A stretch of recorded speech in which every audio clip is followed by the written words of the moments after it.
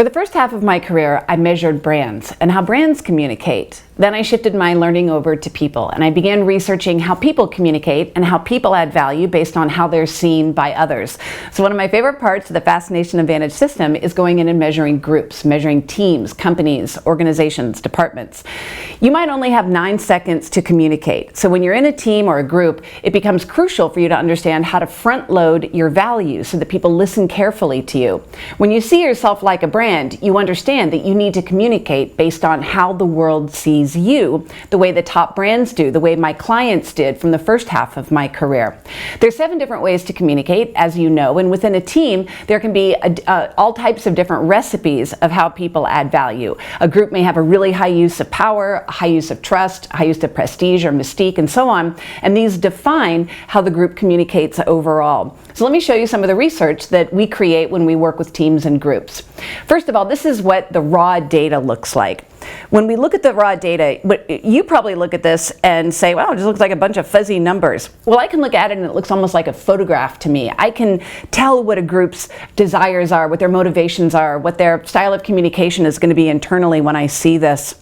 As we go through and I begin to look more closely at what their distribution of archetypes is, this is when I begin to get an even clearer snapshot of the group's personality portraits. We call it a fingerprint. I like to go and compare a group to the average population. So here I'm showing you the average results of the Fascination Advantage assessment from the first 250,000 people who took the assessment. And then we use this as a baseline to compare different populations that we bring into a group. So on this next slide, you can see here's a group that we measured from C-level executives. And you can see they perform wildly over-indexing on the power advantage, which is not a surprise given that this is CEOs, CMOs, CIOs, etc., the top leaders within an organization. Next, I'll show you, this is what a pie chart looks like when we compare the average population with a specific population. And we can see that among these C-suite executives, the CEOs and so on, that they have 30% power advantage.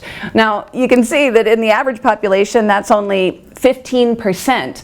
So there's a big difference there. Now, on the other hand, let's take the same analytics and compare this to a group of family physicians. Their result is totally different than the C-suite leaders. Your group might have a completely different type of distribution of advantages. Now here's what it looks like as we begin to put the analytics through our algorithm, taking a look at how the people fit into the archetype matrix as a heat map. First, we look at the numbers. We look at the percentages. You can see that nobody has double troubles here because people don't actually score as double troubles. That's just a mode they go into at times. But this group overwhelmingly has an incredibly high use of power plus prestige. This is the C-suite leaders that we were looking at earlier. I'm a visual person. You might be a visual person too. So I like to be able to see things visually as dots. So in this next heat map, you can see that we show 1 dot for each person who took the assessment. When we do huge groups, it could be 10 people for each dot who've done the assessment. Here you can see that I circled the number 1 archetype within this group. This group has a strong use of both power and prestige, which means almost 14% of them are the maestro. Think about that. From the entire group, out of all the archetypes, 14% are 1 archetype.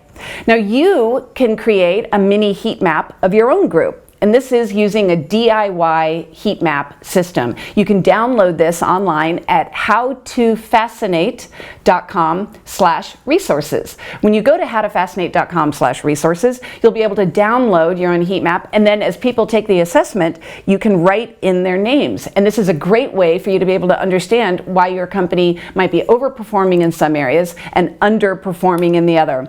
I look forward to helping everybody on your team become more valuable, more fulfilled, and more fascinating.